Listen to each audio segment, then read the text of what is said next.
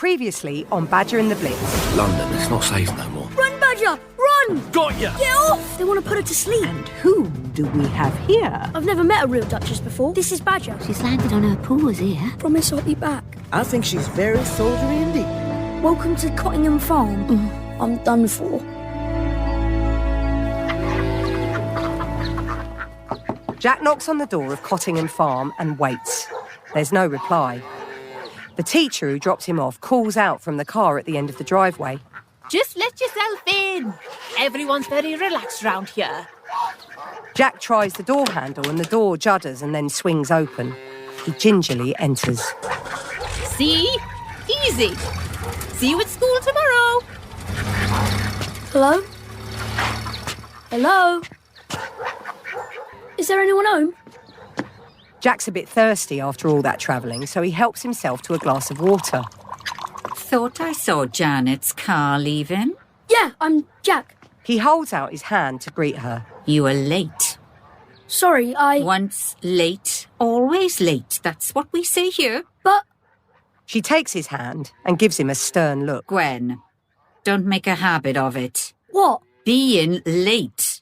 She gestures towards the water. And we always ask before we take. But it's just water. I was... Else it's stealing. But I thought... Room's through here. She opens a narrow door beside the kitchen stove, revealing what appears to be, well, it's little more than a store cupboard. She squeezes past a tall shelving unit lined with jars, and then the room opens out into a space about the size of a large shed. There's a small thin window on one wall, too high to see out of, and a skylight in the roof covered with thin fabric. Jack's not used to luxury, but this is pushing things a bit far. She points to a small bed running along the window wall. Here's where you'll sleep. Ain't I upstairs? It's out of bounds, and don't you forget it. Best put your bag here and come and see Mr. Weatherall. While you're here, you'll muck in like the rest of us. You missed lunch, so you'll have to wait till supper, I'm afraid. What time's that? 5 usually. But... Couple of hours work to do first. But come along, Mr. Weatherall, be waiting. Wow, she doesn't sound very friendly, does she? I hope Jack's going to be okay.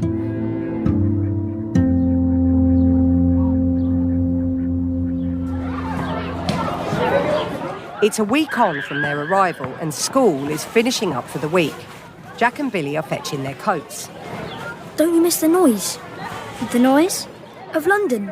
Oh, not really. It's noisy here too. Just, different. Ain't the same.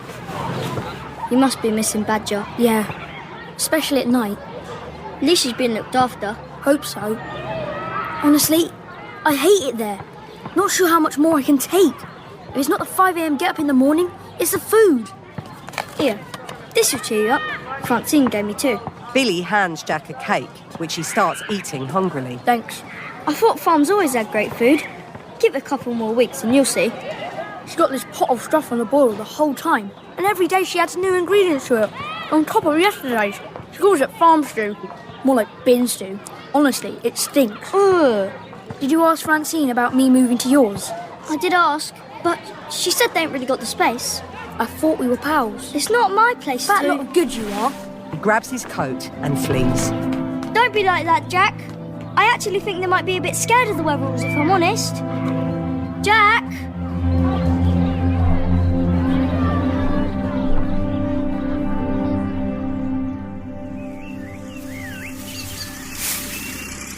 The following day, Jack is up early, helping Mr. Weatherall feed the cows.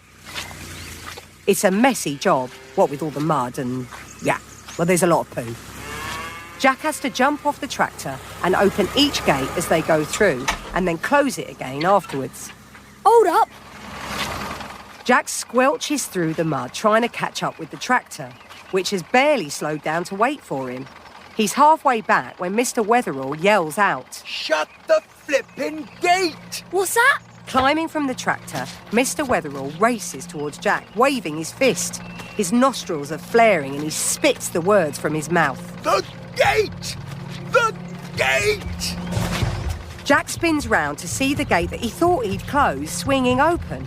He lurches forward, hoping to catch it, but it picks up speed and swings out of arm's reach. Glancing back, he can see the herd of cows on the move, the open gate an invitation for freedom.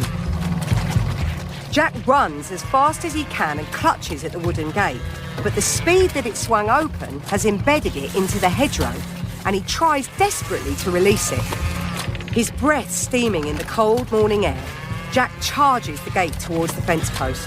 It looks like he might just make it. That is until his feet give way in the slippery mud and he falls down flat. With it, he loses grip of the gate and it swings open once more just as the first cows barge their way through the opening. As Jack gets back to his feet, an angry Mr Weatherall looms over him. I'm sorry. Mr Weatherall grabs hold of Jack's coat roughly and sneers at him meanly. It's pretty scary. Get inside. Jack swallows hard, determined not to give this bully the satisfaction of knowing he's upset. Out of my sight. I told the wife you lot were trouble. Jack clenches his fist, trying hard not to cry as he strides away towards the farmhouse. We're with you, Jack. Those Weatheralls don't seem nice at all.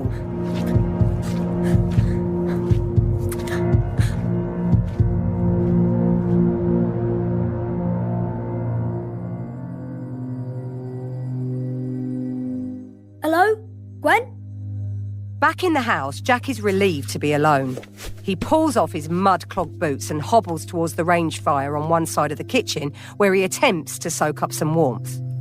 His hands stinging thanks to having been outside in the bitter cold for so long.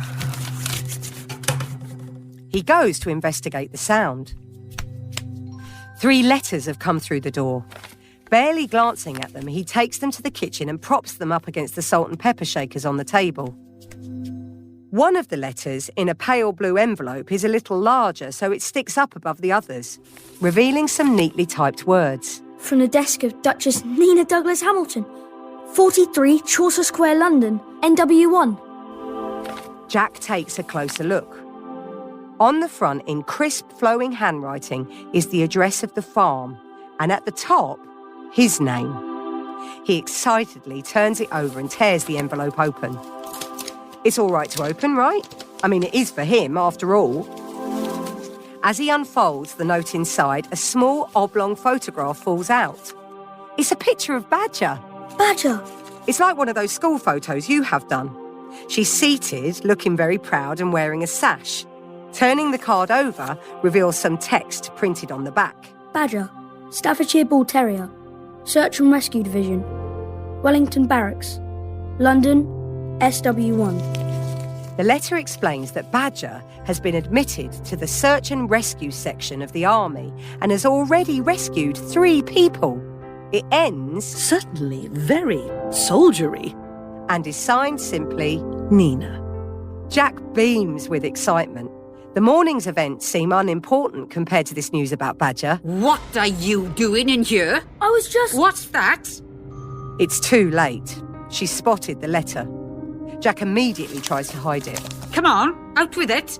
If I'd known we were letting a thief into the house, I'd never have agreed. But it's mine! Whose letterbox did it come through? Well, it is your house. We'll have none of your cheek, you hear? You're all the same, you city children. Time someone taught you lots of manners. Mrs Weatherall snatches the letter. It's mine! No! Jack tries to grab it back from her, but his smaller size gives her the upper hand. Instead, she simply barges past him and tosses the torn letter into the stove fire. No! Cows need bringing in before it's dark. Don't dither, else there'll be no supper. I hate you! I hate you! Badger and the Blitz is a Roxo production for fun kids, supported by the Audio Content Fund.